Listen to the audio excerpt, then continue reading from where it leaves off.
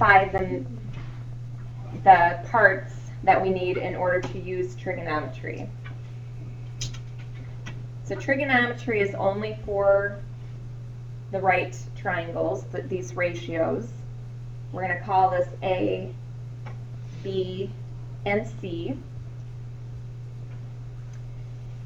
Now the one thing that stays consistent is the hypotenuse. The hypotenuse will always be the hypotenuse because it is across from your right angle.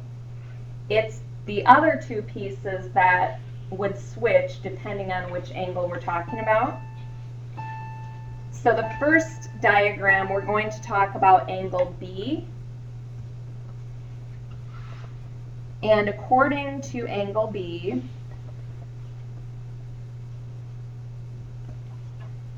the side that helps to make up the angle with the hypotenuse is going to be called the adjacent.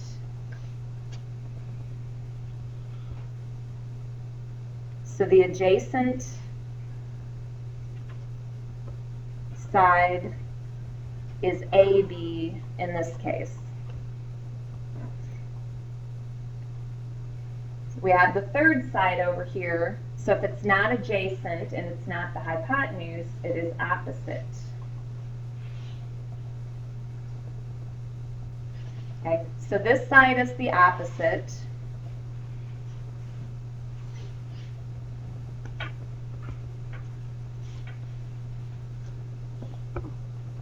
If we're talking about angle B. And one way of thinking of the opposite, because we talk about opposite sides quite a bit through the course, if you were to shoot an arrow right out of the center of the angle, you would hit the opposite side.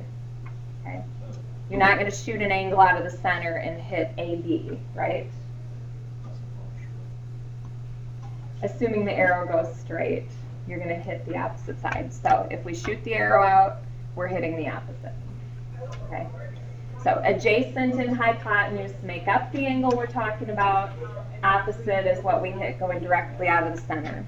Now we're going to draw the same diagram and label it the same way. But in this case, we're going to talk about angle C.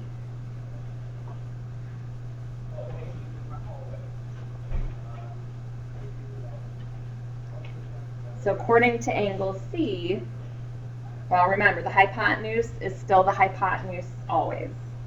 That never changes. But according to angle C, what would our adjacent side be? AC is now adjacent, and AB would be opposite. Okay? So it really just depends on which angle you're talking about. We don't ever talk about it in terms of the right angle. Okay? It's always one of the other two. So according to angle C, AC is adjacent and AB is opposite.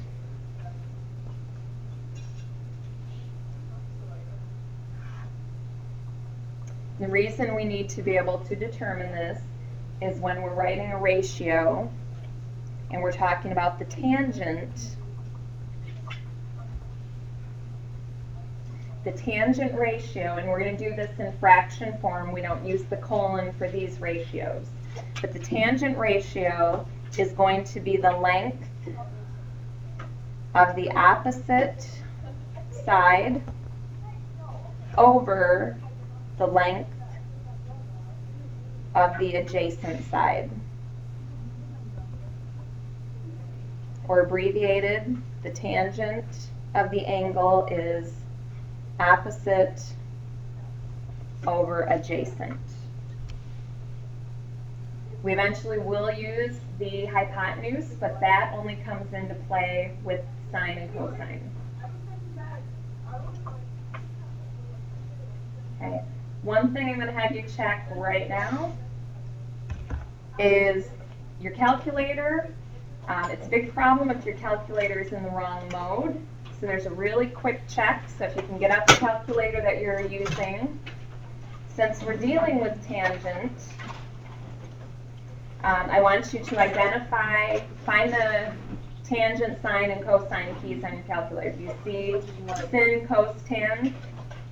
Yeah. Those are sine, cosine, tangent. For this assignment, you will only be using tan for tangent. Eventually, above it, you'll see sin -1, cos -1, tan -1. Those are inverse keys. You only use those for finding angle measures, but we're not going to do that in this section or this lesson. So, tangent. I want you to test your calculator and put in the tangent of 40. Okay? If it lets you do tangent 40, do it. 0.83909, etc. Then you can enter it that way. If you do tangent 40 and it just gives you 40, you're going to have to kind of do it backwards, like you would a square root, and put in 40 and then hit the tangent key. Okay, so you're telling it you want to take the tangent of 40, and you should still get 0.839. If you don't get that, then we need to check your calculator and make sure it is in degrees and not radians. Okay? So, that's all we're going to talk about for this part. We'll discuss more when you come back.